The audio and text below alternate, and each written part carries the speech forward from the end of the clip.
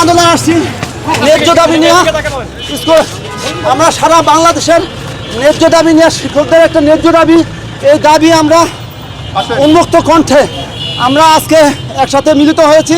সেই জায়গায় ধাওয়া পাল্টা অতিরিক্তভাবে পুলিশ আমাদের উপরে হামলা করেছে।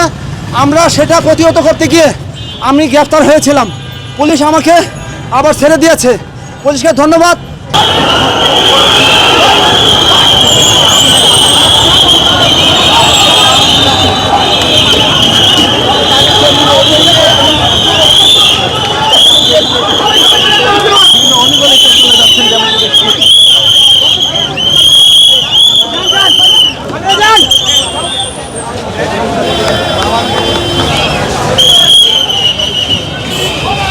ওই মাথা বলুন তার একটা জমি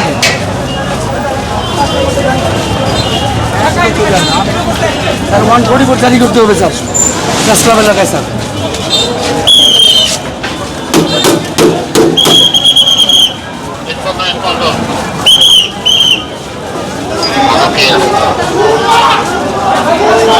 সম্মানিত শিক্ষকবৃন্দ, আপনাদেরকে বিনীত অনুরোধ করছে, আপনারা শহীদ মিনারে চলে যান।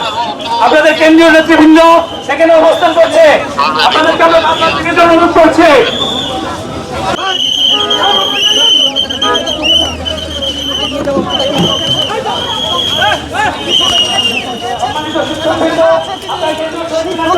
শান্তিপূর্ণভাবে এখান থেকে বলছেন বা তাদেরকে শহীদ মিনারে কিন্তু অবস্থান করতে বলা হচ্ছে।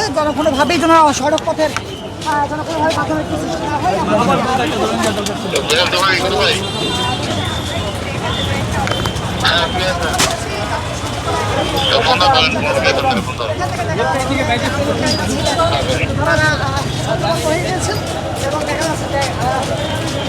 আপনারা এদিক সেদিক ভিতরে অবস্থান না করে এই যে ভিতরে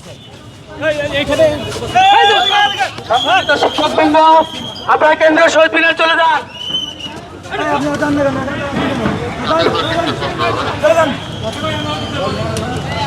সম্মানিত শিক্ষকবৃন্দ, আপনারা কেন্দ্রীয় শহীদ মিনার চলে যান। আপনাদের শিক্ষক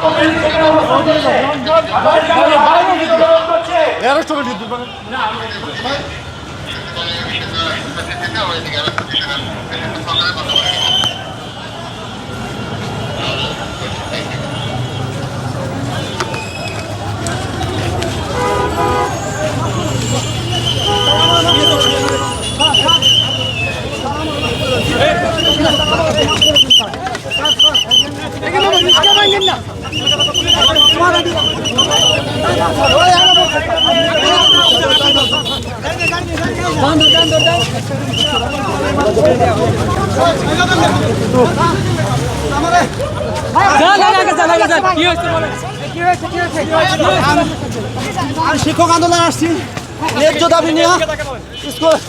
আমরা সারা বাংলাদেশের ন্যায্য দাবি নিয়ে, শিক্ষকদের একটা ন্যায্য দাবি, এই দাবি আমরা উন্মুক্ত কণ্ঠে আমরা আজকে একসাথে মিলিত হয়েছি। সেই জায়গায় ধাওয়া পাল্টা অতিরিক্তভাবে পুলিশ আমাদের উপরে হামলা করেছে। আমরা সেটা প্রতিহত করতে গিয়ে আমি গ্রেফতার হয়েছিলাম।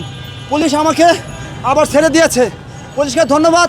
কিন্তু আমি আমার শিক্ষকদের যে আন্দোলন, সেই আন্দোলন ব্যর্থ যেন না যায় সেজন্য শিক্ষকদের কাছে উদাত্ত আহ্বান করছি।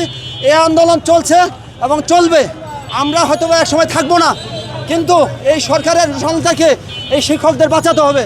এই শিক্ষক জাতি গড়ার কারিগর এই শিক্ষকরা যেন দেশের জন্য কাজ করতেছে এবং এই বাংলাদেশের উজ্জ্বলতা ফিরিয়ে আনার জন্য এই শিক্ষকরা কাজ করতেছে। শিক্ষকরা তাদের জানমাল